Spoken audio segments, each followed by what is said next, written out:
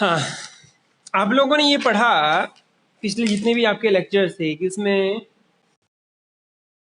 Revolt of 1857 जो था उसकी इंटेंसिटी तो ज़्यादा थी, लेकिन सबसे बड़ी समस्या थी इसके कुछ इसके कुछ फॉल्ट, जैसे कि एक साथ नहीं होना, प्लानिंग की कमी, लीडरशिप की कमी। ये सब चीज़ें ऐसी थी जिसके कारण से ये जो रिवोल्ट है ये अंग्रेजों के द्वारा सप्रेश कर दिया गया, दबा दिया गया, इसका दमन कर दिया गया।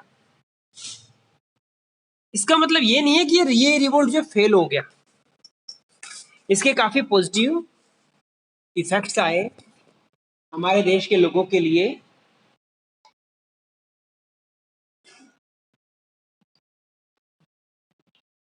आप ये कह सकते हैं कि 1857 का जो रिवोल्ट है इसने आज़ादी के लिए एक नींव रख दी थी। हमारे देश के लोगों को ये विश्वास हो गया था कि वो बड़ी से बड़ी ताकत का भी क्या कर सकते हैं, सामना कर सकते हैं, विरोध कर सकते हैं। उनमें एक कॉन्फिडेंस आ गया था और उनमें एक अपनी कमियां भी पता लग गई थी उन्हें कि वो किस वजह से फेल हुए। इन फ्यूचर वो अपने आप को उन कमियों को दूर करके तैयार कर सके ताकि उन्हें आज़ादी मिल सके। और इसीलिए रिवोल्ट ऑफ 1857 को फर्स्ट स्ट्रगल ऑफ फ्रीडम कहा गया। रिवोल्ट ऑफ 1857 को फर्स्ट स्ट्रगल ऑफ फ्रीडम इसीलिए कहा गया क्योंकि इसने लोगों की सोच बदल दी, हमारी देश की आज़ादी के लिए एक नया रास्ता तैयार कर दिया।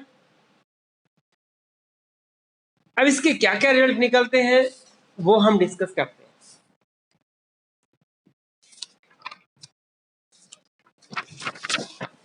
Although the revolt was suppressed, क्योंकि रिवोल्ट जो है वो सप्रेस कर दिया गया था, the stories of the revolt provided an inspiration to the Indian people. मैंने आपको बताया ना, इस रिवोल्ट के अंदर जो लोगों के जो बलिदान हुआ था, लोगों की जो कहानियां जो थी, उसने क्या किया, दूसरे इंडियंस जो है उनको इंस्पायर किया and prepared them soon for a more powerful nationalist movement, और उनको जल्दी ही तैयार कर दिया एक नए राष्ट्रवादी आंदोलन के लिए। The revolt had far greater consequences from the point of view of the changes in administration. अगर हम एडमिनिस्ट्रेशन की बात करें, प्रबंधन की बात करें, पहले ब्रिटिश जो राज्य था उसका एडमिनिस्ट्रेशन था ब्रिटिश ईस्ट इंडिया कंपनी के पास, और उसके मद्देनजर बहुत ज्यादा बदलाव हुए, बहुत ज्यादा कंसिक्वेंसेस, बहुत ज्यादा प्रभाव पड़े। कौन कौन से थे, यहाँ पे 5 कैटेगरी बनाई गई है उसकी, जिसके बारे में हम डिटेल से डिस्कस करेंगे further. End of the companies rule, company का रूल खत्म हो गया, कंपनी का शासन खत्म हो गया। कंपनी का शासन खत्म हो गया तो क्या स्वदेशी हो गए हम लोग? नहीं।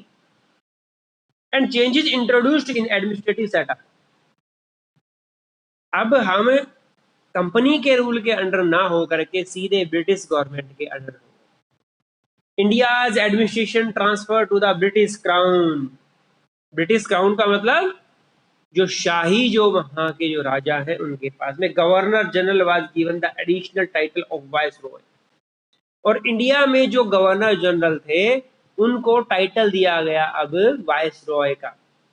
पहले आपको पता होगा जितने भी आपके प्रेसिडेंसी एरिया थे उनमें गवर्नर हुआ करते थे, 3 या 4 प्रेसिडेंसी टाउन थे उनकी प्रेसिडेंसी, और उसके ऊपर क्या होते थे, गवर्नर जनरल होते थे।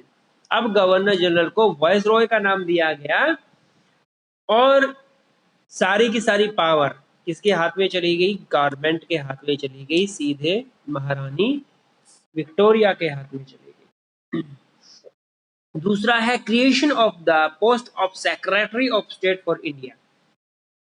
देश में एक Indian secretary who was the responsible for the whole management, एक पोस्ट क्रिएट की। India council consisting of 15 member was constituted. अब ये चाहे वाइसरॉय हो चाहे आपका सेक्रेटरी हो, ये गलत फैसला ना ले सके, एक तर्कसंगत फैसला लिया जाए, मेजोरिटी के साथ फैसला लिया जाए, उसके लिए 15 मेंबर्स की एक कंपनी जो है वो एक मेंबर कमेटी जो है, काउंसिल जो है, इंडिया काउंसिल कॉन्स्टिट्यूशन की गई जो फैसले लेती है। एक तो ये इफेक्ट पड़ा। दूसरा, policy toward the Indian princess and chiefs. भारतीय जो प्रिंस थे और चीफ थे उनके प्रति जो पॉलिसी थी वो भी क्या होगी, बदल गई। पहले तो क्या थी, दमन वाली पॉलिसी थी, उनका राज्य छीन लिया गया, उनको पेंशनर बना दिया, किसी को प्रिजनर बना दिया, किसी को बहुत दूर भेज दिया, ठीक है। इसके अलावा उनके नेचुरल अगर हायर नहीं है, नेचुरल उनके उत्तराधिकारी नहीं है, तो उनकी हड़प कर ली गई, पेंशन रोक दी गई। Reorganisation of the army, army का रीऑर्गेनाइजेशन किया गया, क्योंकि आपको पता है ये रिवोल्ट स्टार्ट हुआ था कहाँ से, आर्मी से। वहां पे इंडियन जो पीपल थे उनके लिए भी क्या हुआ, रास्ते खुले आगे की हायर पोस्ट के लिए। Solemn promises made to the people of India, हमारे देश के लोगों के लिए कुछ ऐसे प्रॉमिस भी किए गए जो उनकी सम्मान के लिए, उनके ऑनर के लिए, उनकी रेस्पेक्ट के लिए जरूरी थे। Rise of the nationalism in India. और एक सबसे बड़ा इफेक्ट क्या पड़ा, हमारे देश में नेशनलिज्म का उदय हुआ, राष्ट्रवाद का उदय हुआ। लोग अब, जैसे मैंने आपको बताया ना, 1857 की क्रांति के अंदर जिन्होंने रिबेल किया, जो रेबिलियन थे, जो रिबेल्स थे, उन्होंने उन्होंने क्या किया था, अपने अपने लेवल के ऊपर, अपने अपने क्षेत्र में क्या किया था, रिवोल्ट किया था, जो आसानी से दबाया जा सका। लेकिन अब अपने अपने क्षेत्रों से, रियासतों से, स्टेट से, प्रोविंस से ऊपर उठ करके अब ये लोगों की सोच नेशनलिज्म पे आ गई कि अब हमें हमारी रियासत को आज़ाद नहीं कराना, बल्कि हमारे देश को आज़ाद कराना है। ये बहुत बड़ा लोगों में एक विचार, सोच, कॉमन व्यू बना। सो जो पहला है, end of the companies rule and changes introduced in the administrative setup, ये हम डिस्कस कर रहे हैं। The revolt ended the east India companies rule in India. इस रिवोल्ट के बाद में हमारे देश में ब्रिटिश ईस्ट इंडिया कंपनी का जो शासन था वो खत्म हो गया। The British government realized that it was unwise to leave the government of such a vast a country in the hand of a private trading company. British government को ये लगा कि इतने बड़े राज्य, इतना बड़ा जो देश है भारत जैसा देश, उसको किसी प्राइवेट कंपनी के हाथ में सौंपना बहुत बड़ी बेवकूफ़ी है। वो इसका क्या कर सकती है, शोषण कर सकती है। लेकिन 1857 की क्रांति, 1800 1600 ईस्वी में ये लोग आ गए थे। 1800 से 1900 के बीच में इन्होंने मैक्सिमम ज्यादातर विक्ट्री जो भी हासिल की वो की। 1800 लेकर के 1800 से लेकर 1857, मतलब ये कह सकते हैं अब 60-65 साल तक हमारे देश का ब्रिटिश ईस्ट इंडिया कंपनी ने इस तरीके से शोषण किया कि हमारा देश कंगाली की कगार पे पहुंच चुका है। Accordingly, an act for the better government of India was passed on 2 August 1858। 2 अगस्त 1858 को act for the better government of India act pass किया गया। This act transferred the government of India from the company to the crown of the England in order to ensure a more responsible management to Indian affairs. और इसका result क्या निकला इस act का, कि भारत के अंदर जो शासन था वो ब्रिटिश ईस्ट इंडिया कंपनी की बजाय अब सीधा ब्रिटिश क्राउन के पास चला गया,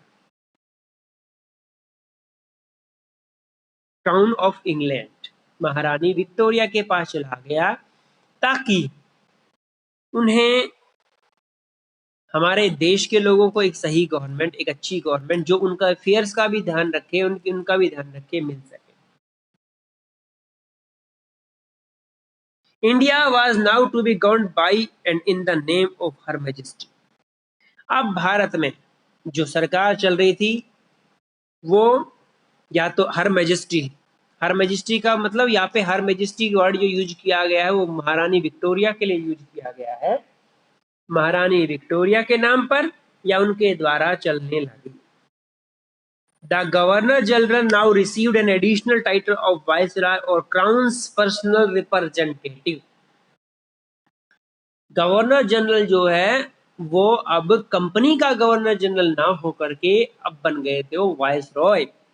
या क्राउन्स पर्सनल रिप्रेजेंटेटिव। क्राउन का मतलब यहाँ पे head of the England means महारानी विक्टोरिया, क्वीन विक्टोरिया, ये पर्सनल रिप्रेजेंटेटिव थे वो। दूसरा, ठीक है, हाँ। Second, the company's board of control and the court of the directors were अबोलाइज्ड।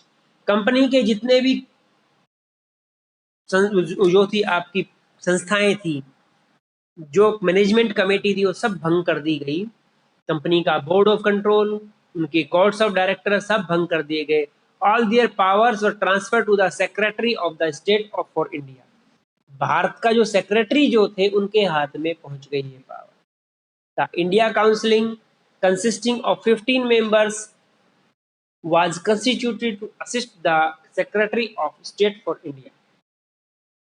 यहाँ पे अब सिस्टम क्या बनाया गया, क्वीन विक्टोरिया जो थी उनके लिए रेस्पॉन्सिबल कौन बना, वायसरॉय। वायसरॉय के लिए रेस्पॉन्सिबल कौन बना, secretary of state, secretary of India. और वो फैसले अकेले नहीं लेते थे सेक्रेटरी, वो 15 मेंबर्स की कमेटी, एक काउंसिल बना दी गई, इंडिया काउंसिल, और उसकी हेल्प से वो फैसले लेते थे। Through these measures, the British government assumed direct responsibility for India's administration। और इस प्रकार के सेटअप से ब्रिटिश गवर्नमेंट ने अब भारतीय एडमिनिस्ट्रेशन की कंप्लीट जिम्मेदारी अपने ऊपर ले ली। अब किसी कंपनी के थ्रू हमारे देश में शासन नहीं था, अब ब्रिटिश गवर्नमेंट का डायरेक्ट हमारे देश में क्या हो गया था, शासन हो गया था। ये था आपका पहला। दूसरा आता है आपका policy towards the Indian princess and chief. हमारे भारतीय जो राजकुमार थे, भारतीय जो मुखिया थे, उनके प्रति पॉलिसी में क्या बदलाव आया। Queen Victoria declared in her proclamation of 1858, 1858 का जो उनका प्रोक्लेमेशन था, उसमें उन्होंने घोषणा पत्र जो था उसमें उन्होंने डिक्लेयर किया दैट कि British government would not annex the Indian states. British government जो है भारतीय स्टेट्स को नहीं शामिल करेगी अपने स्टेट्स में, उनके पास उनकी टेरिटरी रहेगी। All the treaties that has been concluded by the companies with the princes would be honoured. जितनी भी संधियां की गई थी प्रिंसेस के साथ ब्रिटिश ईस्ट इंडिया कंपनी के द्वारा, उनको लागू किया जाएगा। अब ब्रिटिश ईस्ट इंडिया कंपनी तो क्या थी, एक ठगों का टोला थी, जो संधि तो करते थे, ट्रीटी तो करते थे, लेकिन धोखा करने के लिए और तोड़ देते थे। लेकिन ब्रिटिश गवर्नमेंट ने ये कहा कि जितने भी इंडियन जो स्टेट्स हैं उनको नहीं ब्रिटिश स्टेट में मिलाया जाएगा, और जितनी भी उनके साथ ट्रीटी हुई है, संधियां हुई हैं, जितने भी उनके साथ कॉन्ट्रैक्ट हुए हैं, वो सब के सब रखे जाएंगे। Their rights of adoption and succession were also recognized। जो भी ब्रिटिश प्रिंसेस थे या इंडियन प्रिंसेस थे या इंडियन हेड्स थे और उनके खुद की संतानें नहीं थी, उनको भी ये अधिकार दे दिया गया कि वो दूसरे बच्चे अडॉप्ट कर सकते हैं, अपना उत्तराधिकारी अडॉप्ट कर सकते हैं, उनको स्वीकार किया जाएगा। लेकिन आपको पता हो, लॉर्ड डलहौजी जिसने डॉक्ट्राइन्स ऑफ लैप्स चालू करी थी, उसके अकॉर्डिंग उसने वो टेरिटरीज, वो स्टेट्स, वो प्रोविंसेस जिनके चीफ्स के खुद के पर्सनल सक्सेसर नहीं थे या जिन्होंने अडॉप्ट कर रखा था, उनको मानने से इनकार कर दिया था और उनको अपने क्षेत्र में ब्रिटिश किंगडम में मिला लिया था। लेकिन ऐसा अब नहीं रहा, ये सिस्टम बदल गया और उनको भी अधिकार हो गया बच्चे गोद लेने का, अपने उत्तराधिकारी गोद लेने का। हाउएवर फिर भी they were made to knowledge the British queen as their sovereign paramount. अगर वो इस प्रकार का गणतांत्रिक जो इस प्रकार का वो करते हैं, तो उसके लिए उनको ब्रिटिश क्वीन को देना पड़ेगा समाचार, उनको बताना पड़ेगा। Thus the Indian rulers were to hold their kingdoms as subordinate of the British crown। अब यहाँ पे क्या हुआ ब्रिटिश रूलर जो हैं वो सर्वे सर्वा तो नहीं रहे, उनके पास उनकी खुद की टेरिटरी तो आ गई वापस, लेकिन वो क्या बन गए, सबॉर्डिनेट बन गए, वो सिर्फ सहयोगी बन गए किसके, क्वीन विक्टोरिया के। तो ये पॉलिसीज थी प्रिंस और चीफ के प्रति जो बदलाव आया